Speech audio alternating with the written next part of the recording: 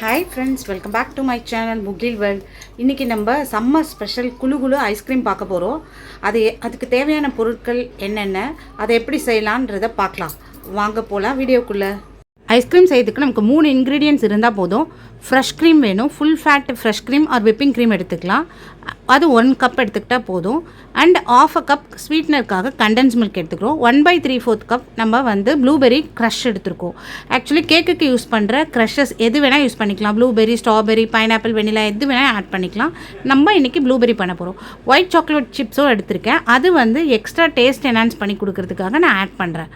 இப்போ நம்ம ஒரு பவுலில் கீழே ஐஸ் கட்டி சேர்த்துட்டு மேலே ஒரு ட்ரை பவுலில் விப்பிங் க்ரீமை ஆட் பண்ணிவிட்டு விப்பிங் க்ரீமை நல்லா பீட் பண்ண போகிறோம். நம்ம ஆக்சுவலி விஸ்க் யூஸ் பண்ணால் அவ்வளோவா வராது. இது மிஷின் விஸ்க் ஹேண்ட் மிக்சர் வச்சு பண்ணிங்கன்னா தான் நல்லா வரும்.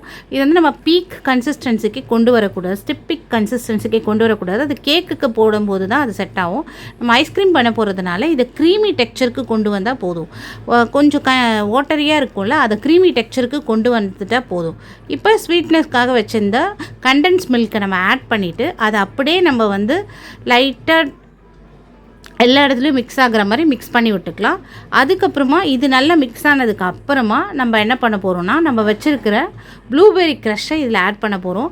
ஸோ இதுதான் நம்மளோட ஃப்ளேவர். ஸோ அதை ஆட் பண்ணி அதையும் நல்லா அந்த க்ரீமோட மிக்ஸ் ஆகிற மாதிரி பார்த்துக்கலாம்.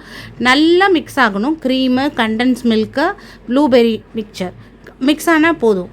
இதுக்கு அடுத்து நம்ம என்ன பண்ண போகிறோம்னா, நம்ம வச்சுருந்த ஒயிட் சாக்லேட் சிப்ஸையும் இப்போ ஆட் பண்ணிவிட்டு திருப்பி ஜென்டலாக இன்னொரு வாட்டி மிக்ஸ் பண்ணிக்கலாம். மிக்ஸ் பண்ணி முடிச்சுட்டு இப்போ நம்ம என்ன பண்ண போகிறோம்னா, இதை ஒரு ஏர்டைட் பாக்ஸில் ஸ்டோர் பண்ண போகிறோம். நல்ல ட்ரையாக இருக்க மாதிரி ஒரு ஏர்டைட் பாக்ஸ் எடுத்துக்கோங்க. அதில் நம்மளோட ஐஸ்கிரீம் மிக்சரை போர் பண்ணிக்க வேண்டியதான். நல்லா ஃபுல்லாக போர் பண்ணிவிட்டு நம்ம இப்போ கொஞ்சோண்டு அடிஷ்னல் டேஸ்ட்டுக்காக ப்ளூபெர்ரி க்ரஷ்ஷை எக்ஸ்ட்ராவாக ஆட் பண்ண போகிறோம். எக்ஸ்ட்ராவாக ஆட் பண்ணிவிட்டு நல்லா ஒரு லிட்டு போட்டு க்ளோஸ் பண்ணி ரெஃப்ரிஜரேட்டில் 8 hours ரெஃப்ரிஜரேட் பண்ண போகிறோம். ஸோ இதுக்கப்புறமா நாளைக்கு எடுத்து பார்க்கலாம். இப்போது நம்ம வந்து ஃப்ரீசரில் ஸ்டோர் பண்ணி 8 hours ஆகிடுச்சு. நம்ம ஐஸ்கிரீம் எப்படி டவுன் அவுட் ஆகிடுன்னு பார்க்கலாம். நல்லா ஃபேண்டாஸ்டிக்காக வந்திருக்கு. ஸோ நம்ம ஐஸ்கிரீம் ஸ்கூப்பை வச்சு ஸ்கூப் பண்ணலாம். நல்ல ஒரு க்ரீமி டெக்ஸ்சரில் வந்திருக்கு ஃப்ரெண்ட்ஸ்.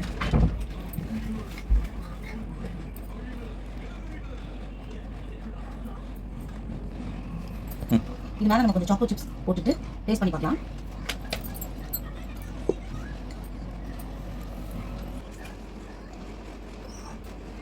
சூப்பராக இருக்குது ஃப்ரெண்ட்ஸ். அருண் ஐஸ்கிரீமில் என்ன ஃப்ளேவர் வருமோ அதே மாதிரி இருக்குது டெக்ஸ்சர்.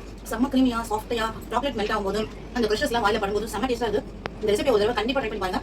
மறக்காம லைக் பண்ணிட்டு போங்க வீடியோக்கு. தேங்க்யூ, பாய்.